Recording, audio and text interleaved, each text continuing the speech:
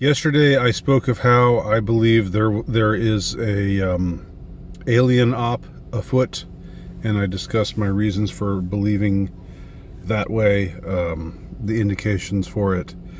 And also I wanted to just add that the most recent thing that I've written, my most recent fiction that I'm hoping to publish soon, addresses this op, and I just hope I stay ahead of the curve. I hope I can manage to get it out in time before they pull the trigger on this op. We'll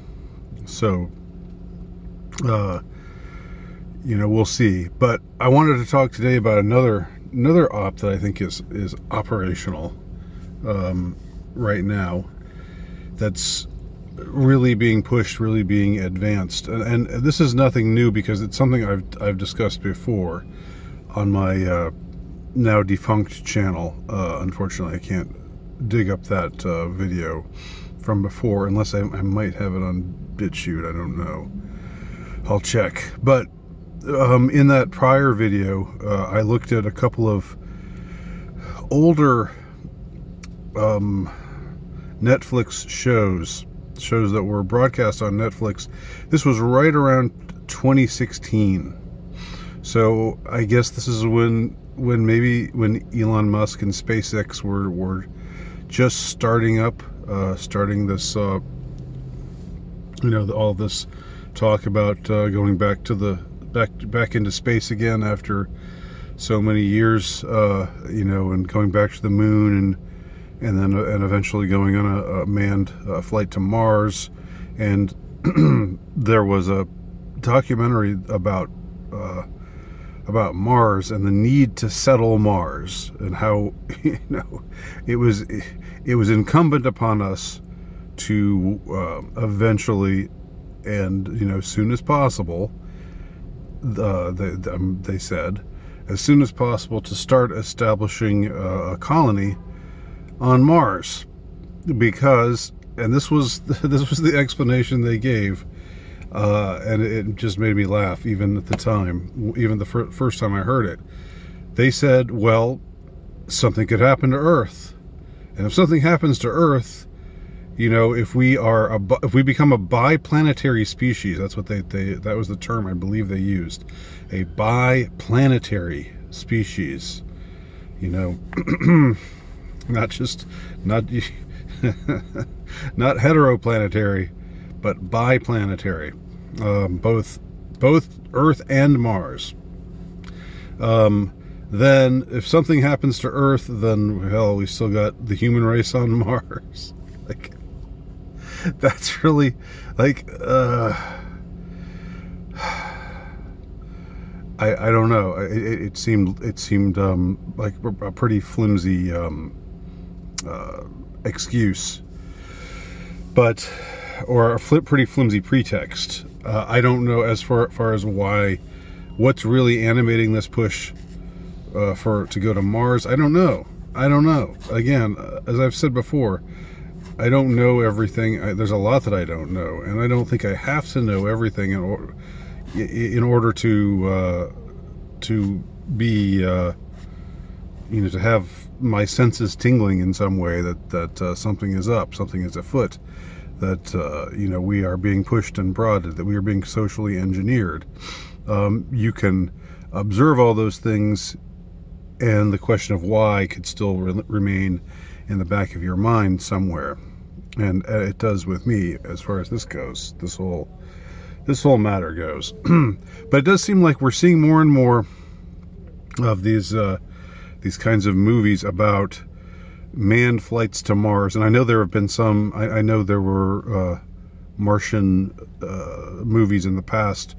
There was one that was called Mission to Mars, the De Palma directed movie that might have been back in the 90s, which was all about the big face on Mars, the alleged face on the surface of Mars that some claim to have seen. There was that, and of course there was Total Recall with Arnold Schwarzenegger and Sharon Stone. This was like 1990, where where they featured a copy of Mars Today. You know, the newspaper rack, like in this future, the newspapers are still relevant. Print newspapers are still relevant because this was made in 1990, before the internet. So it's not like Mars has been, you know, out of the picture or anything, or traveling to Mars, and you know, or you know, considering looking at Mars, coming up with imaginative scenarios concerning Mars. That's what the War of the Worlds was, after all. H.G. Wells and then Orson Welles' notorious psyop, where he put on this radio show and convinced a ton of listeners in America that Martians were invading the Earth. This was back in the 30s. So Mars has been a fixture of fascination, and it has been, you know, there's always, I think there's a fine line between, you know, the purity of imagination, which is real, which is true, and the use of the entertainment industry as a propagandistic tool, as a tool of seeding notions or ideas in our minds. And you know, there are some times where that latter aspect of it becomes much more obvious to me, anyway.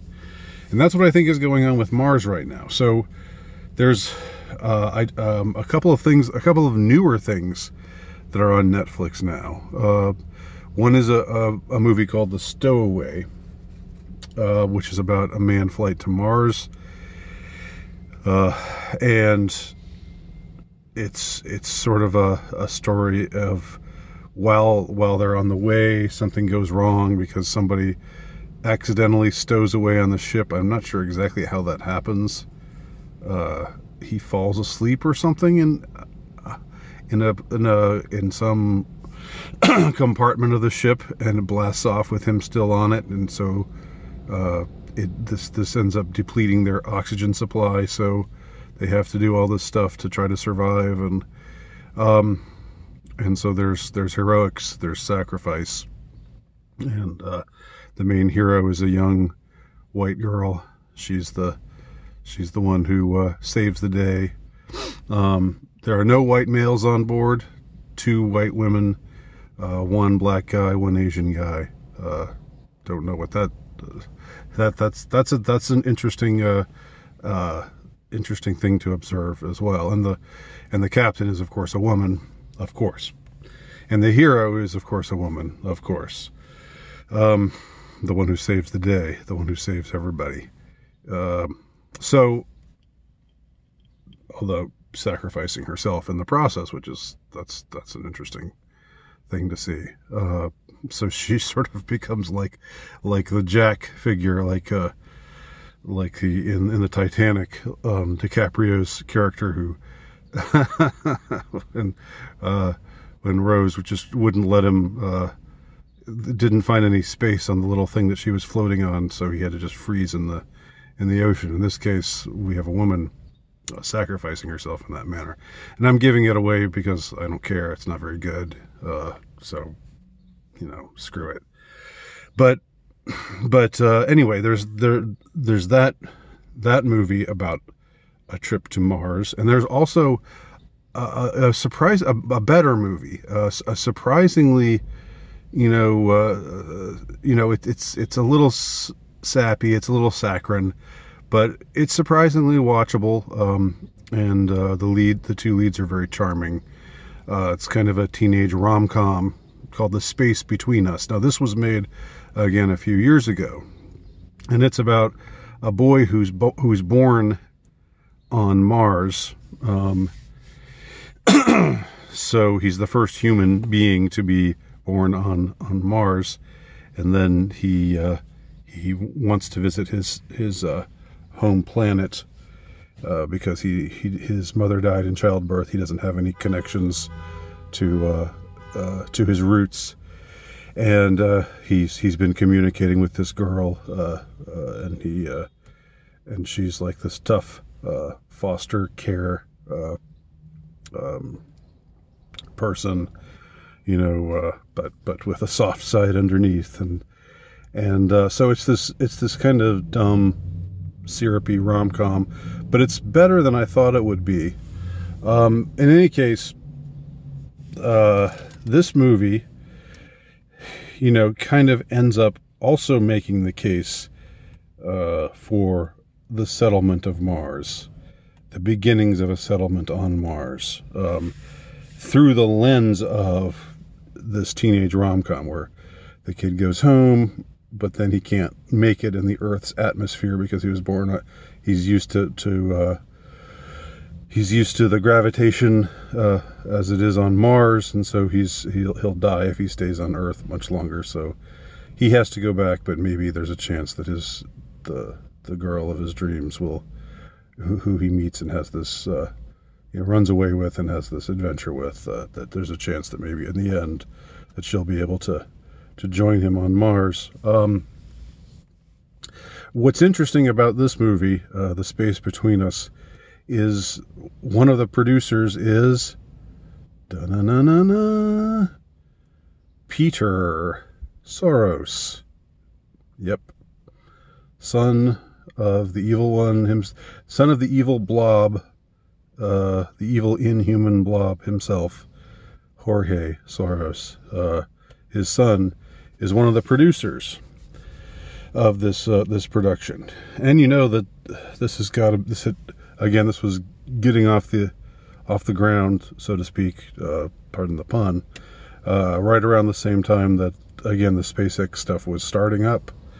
So you know that Elon Musk must be involved in some way or another. So we got a couple of oligarchs, one behind the scenes, one who is a producer here. So you kind of get the impression, you kind of get the strong impression that there's this push going on. There's this social engineering afoot with Mars stuff. Now, the last movie I want to talk about is one that actually was released in the movie theaters, and I wish it had been better because it had an interesting premise, but it unfortunately didn't go anywhere very interesting with it.